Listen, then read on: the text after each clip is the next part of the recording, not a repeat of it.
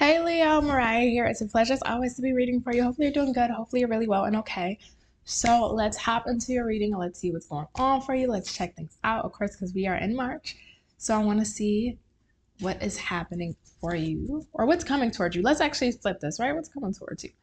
So for my Leo's spirit, what is coming towards Leo throughout the month of March? Let's see what is coming in for you guys throughout the month of March. Rebirth.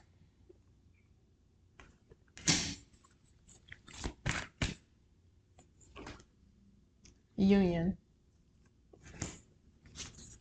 One more. What's coming for my Leos in the month of March? Manifestation. Bottom of the deck is fertility. I think I got pregnancy in a reading not too long ago also. So for somebody out there, maybe you're pregnant, wanting to get pregnant, or you have your kids on your mind, just kind of side message there. But even with fertility and rebirth, this is something that has been born. So it's like being in an incubation period. You know, when a woman is pregnant and the baby's in the womb for 9 months, you're in an incubation period. I haven't even pulled anything. I don't know. I haven't pulled anything. Justice reverse on the bottom. But if I was to speak straight through my spirit, what this feels like, you've been, whether it has been throughout your life or maybe a specific person that may come to mind, Leo, this truly and solely feels like you were really placed to be there for somebody. And I'm not saying that's your job. I'm not going to put that on you because it ain't. But it does feel like you have a soul contract with somebody, and it doesn't have to be romantic, right? This ain't necessarily a love reading, but it doesn't have to be romantic. It feels like you have a soul contract with somebody from a past life. Almost like in a past life, there was some form of relationship or bond that you two shared. And in this lifetime, you two were meant to connect. You two, it's like, I don't want to say you're taking on like a guardian angel paradigm with this person. I don't want to get into the pseudo guru student type vibe. That's not my cup of tea. But it does feel, in some sense, you were placed to cross paths, whether it's through a family tie, whether it's through a friendship tie, or whether it's through romantic tie, to really help evolve not only that person, but through helping them evolve, you're evolving yourself. So it's like that mirror paradigm between you and a person, through being that one that shows them love, that shows them kindness, that shows them gratitude, that shows them that somebody truly cares about them, that shows them that somebody truly loves them, that shows them that there's somebody out there that's not going to judge you, that somebody that you don't have to be anxious, you don't have to feel like you have to walk on eggshells. I will embrace you wholly in who you are, for everything that you are. You are safe to be in my space. You created a safe space for somebody. You created a safe haven for somebody. So that way, in your presence, they were meant to experience what it felt like to be loved. And I get curious about you in this lifetime, because I wonder, how much love did you truly receive? Because spiritually, we can look at it, but then also from the human standpoint, it can almost come off as projecting, because we may have not received love to a certain degree or element that we would have liked. We start to project on other people because we didn't get a certain level of love. We want to give other people the love that we never received, and that's projecting. That is projecting. So you have to be cautious about that if you have that attribute, because you don't want to do that. Because even though you want to give somebody a level of love that maybe you never received, they may not be open to it. They may feel like, okay, well, I get that you're giving me love, but I didn't ask for that. And this is where I'm like getting this crossroads, because like I said, you and a person have a soul tie, again, family, friendship, a relationship, but because they may have denied or prohibited after a certain point of receiving your love, now we almost take it personally, but yet little did we know we may have been projecting. And don't get me wrong, I'm not going to get into the nuances of the relationship as to, well, why they did this or why you did that and what happened, because none of that truly matters. But what I think is interesting, because it feels almost like Spirit, because you were placed in this lifetime to cross paths with this person and to be around this person and to deal with this person, because they rejected the love you gave, because they rejected your kindness, your gratitude, and especially with Leos, I mean, you guys are very extravagant. Not all of you, to a certain extent. Let me clarify this, because just because you're a Leo, and I know you guys get that stereotype, you can show extravagance in different ways, and it doesn't have to be materialistically, but nonetheless, when you love, you give 100, a million, 10,000, quadruple percent, right? You really do. Dealt with it all my life, with my Leos in my life. Y'all give so much. And through how much love you may have gave to a person with genuine intentions, because again, you may have felt that soul connection, that soul tie, because you wanted to be there. You just had that pull and they rejected it. Now it almost feels like the universe is telling you, all right, Leo, I get it. You did what you could. You fulfilled what you could. You showed up, you showed out, you did your part. Now I have to reward you in some way. We have to compensate you in some way. We want to bless you in some way. Even though you didn't get the outcome here that you wanted, or it didn't play out how you two should have allowed this to play out through that soul contract, again, it feels like at some point this person put up a stopping post where it's like, no more, I don't want any more from you, Leo, I'm okay. Which really may have hurt us. It almost feels like the universe is saying, okay, I got it. You did your part, Leo.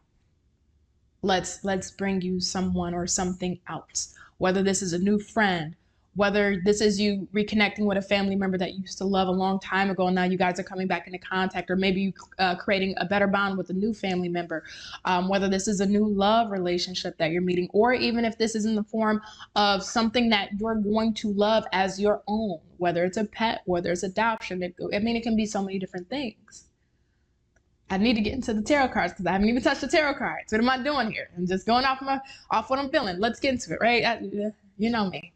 You know me. If you've been here on the channel long enough, you know me, right? It just starts going off what comes into her. So let's go, right? Let's get to tarot. So tell me, Spirit, what is coming towards Leo in the month of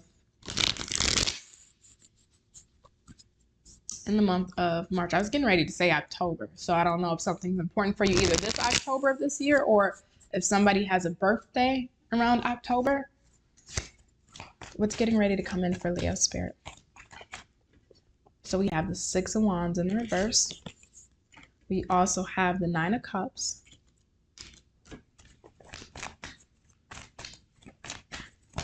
I'm hearing the Mortal, you remember the 90s Mortal Kombat? And when you would defeat somebody, it'd be like flawless victory. Like if you use all like the special combos, that's what I'm hearing here. 10 of Wands. Let's see what else we have here. The Fool in the reverse. Emperor in the reverse. And one last one. Oops. 5 of Pentacles. You did what you could. You served your time. You have served your time. No more, no más, right? No bueno. You've served your time. 6 of Wands and 9 of Cups. 10 of Wands, 5 of Pentacles, and the Emperor. And the Fool in the reverse, right?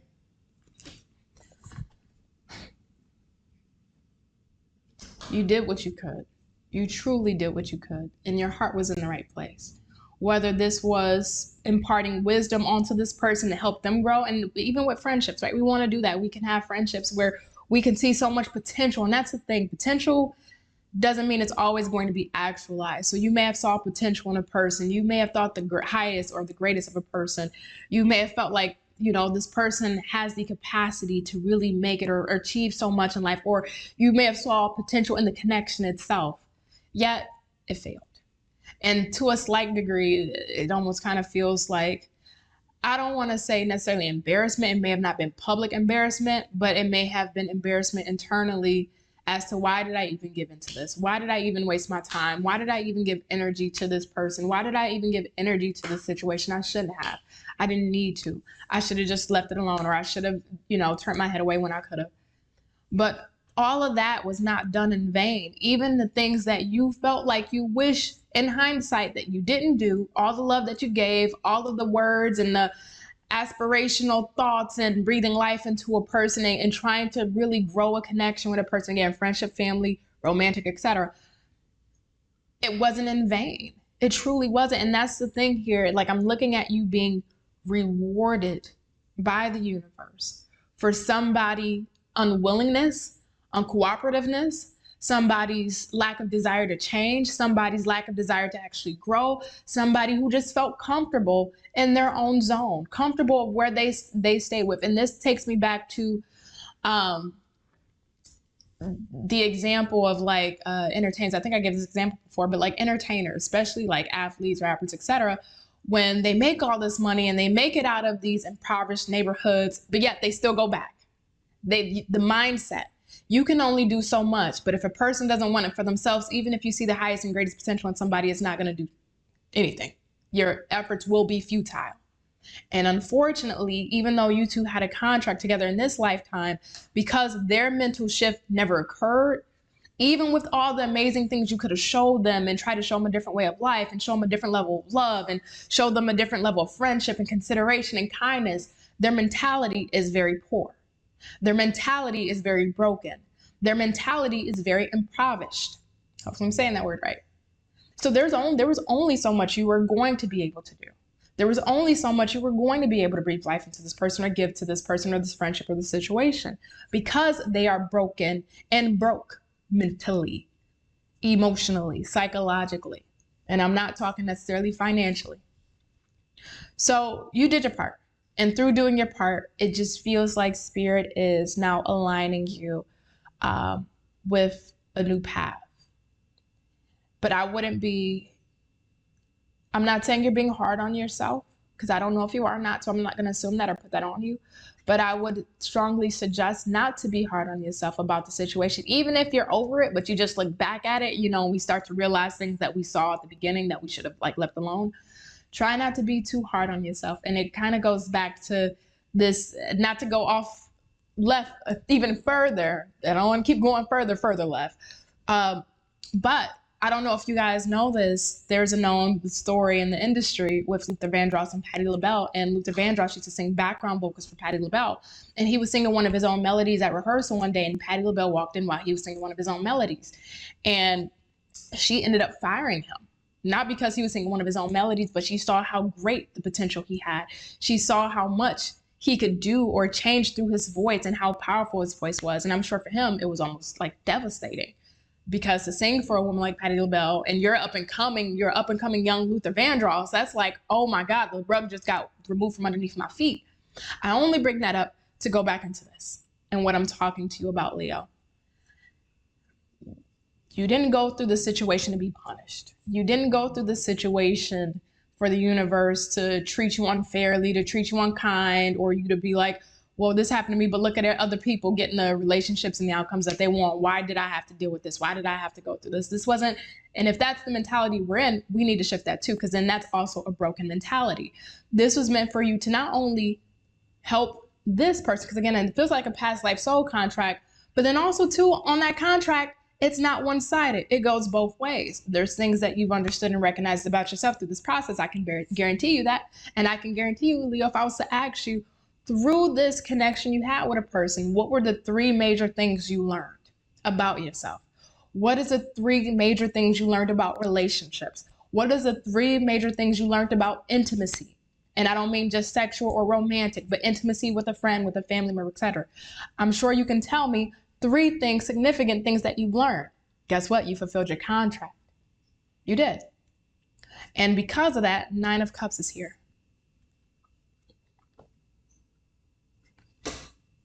Once you can truly articulate why you had to deal with that, and you can accurately and adequately list them, I'm not saying you literally have to, but when you can pull through those strings of what happened, you can see, oh, this is why. I get it. It wasn't to punish me. It was to also help me grow. And that's the point of this contract. So I only bring up that story to you because even though Luther had that door closed on him, it actually opened. And we all know, hopefully you do know, if you don't know Luther Vandross, you on the wrong channel. You got to go. Sorry, bye. Hasta luego. But we all know where Luther ended up being and how he developed to his highest potential. It feels like Spirit has closed that door on you for a soul contract with somebody.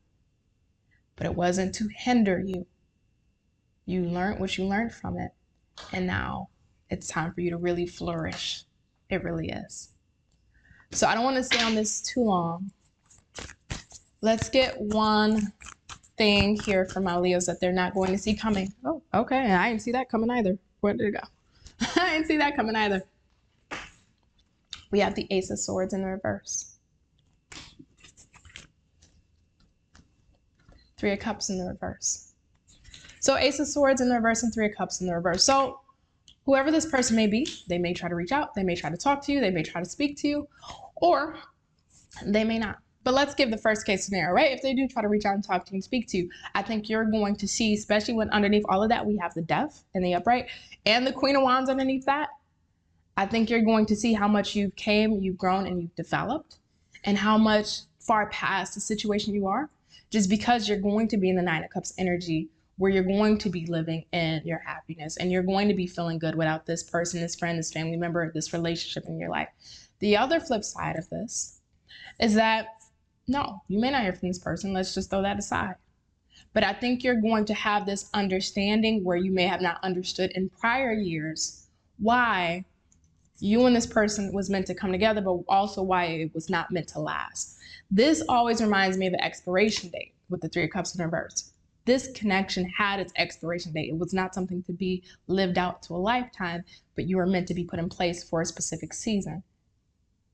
And now, outside of this, now that you're past this, there's a lot of growth here. There's a lot of growth. I'm going to let you go, Leo, because I'm going on 20 minutes and it's starting to get dark here. But I love you.